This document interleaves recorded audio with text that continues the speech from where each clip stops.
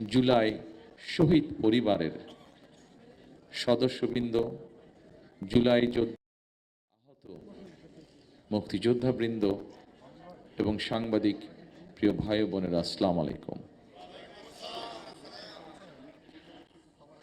আজকে আপনারা যারা উপস্থিত হয়েছেন, কিছু সংখ্যক মানুষ এখানে শহীদ পরিবারের সদস্য অথবা যারা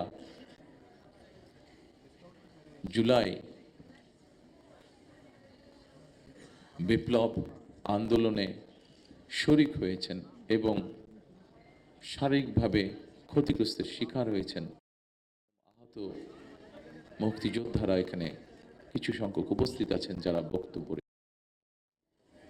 আমি যখন ওখানে বসে ছিলাম, আমি দেখতে পাচ্ছিলাম বহু মানুষ এখানে আপনারা উপস্থিত আছেন, শহীদ পরিবারের সদস্য, আহত যোদ্ধাদের মধ্যে যারা তাদের কষ্টের কথা তুলে ধরতে চাইছেন বা বলতে চাইছেন। সবাইকে আমরা আজকের এই অনুষ্ঠানে সুযোগ দিতে পারিনি, তার জন্য আমি আন্তরিকভাবে যারা অনুষ্ঠানের আয়োজন করেছেন তাদের পক্ষ থেকে ক্ষমা প্রার্থী আপনাদের কাছে। সম্মানিত শহীদ পরিবার এবং সম্মানিত যোদ্ধাবৃন্দ,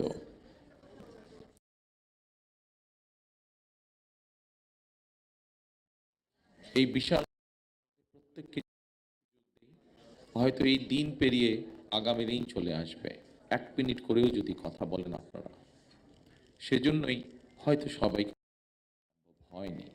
তবে সংক্ষেপে আজকে সভাপতি ওনার বক্তব্যে একটি কথা তুলে ধরেছেন। আপনারা যখন কথা, আপনাদের কষ্টের কথা, ব্যথার কথা, ত্যাগের কথা বলার জন্য ব্যাকুলভাবে সকলের দৃষ্টি আকর্ষণের চেষ্টা করছিলেন, অস্থিরভাবে প্রকাশ করছিলেন নিজের কষ্টের কথা, তখন আমি এবং নজরুল ইসলাম খান সাহেব বসে একটি সিদ্ধান্ত গ্রহণ করেছি যা উনি আপনাদের সামনে তুলে ধরেছেন। বাংলাদেশ জাতীয়তাবাদী দল বিএনপি এর আগে যখন দেশ পরিচালনার দায়িত্বে ছিল, তারা মুক্তিযোদ্ধা মন্ত্রণালয় তৈরি করেছে, যা 1971 সালে যারা মুক্তিযুদ্ধে শহীদ হয়েছেন, আহত হয়েছেন, অর্থাৎ এক কথায় মুক্তিযোদ্ধা পরিবারদের কল্যাণ তারা দেখভাল করে থাকে। আমরা সিদ্ধান্ত নিয়েছি যে ইনশাল্লাহ বাংলাদেশের মানুষের সমর্থনে বাংলাদেশ জাতীয়তাবাদী দল আগামী দিনে সক্ষম হলে এই শহীদ পরিবার যারা আছেন, জুলাই যোদ্ধা যারা আছেন, জুলাই আন্দোলনের যারা শহীদ পরিবার বা যোদ্ধা আছেন, তাদের যে কষ্টের কথাগুলো যে কয়জন ব্যক্তি, যে কয়জন মানুষ তুলে ধরেছেন কষ্টের কথাগুলো, এই কষ্টগুলোকে যাতে আমরা কিছুটা হলেও সমাধান করতে পারি। যাকে আমরা হারিয়ে ফেলেছি তাকে তো আমরা ফিরিয়ে আনতে পারবো না, কিন্তু যারা পেছনে রয়ে গিয়েছেন সেই পরিবারের সদস্যদের বিভিন্ন সুবিধা অসুবিধাগুলো যাতে দেখভাল করতে পারি এই মুক্তিযোদ্ধা মন্ত্রণালয়, কারণ তারাও একজন মুক্তিযোদ্ধা, তারাও আপনারা মুক্তিযোদ্ধা হিসাবেই আপনারা গণ্য।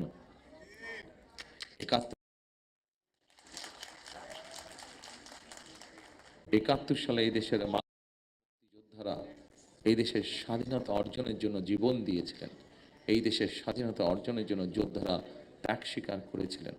ঠিক একইভাবে 24-এ যে যোদ্ধারা যুদ্ধ করেছেন,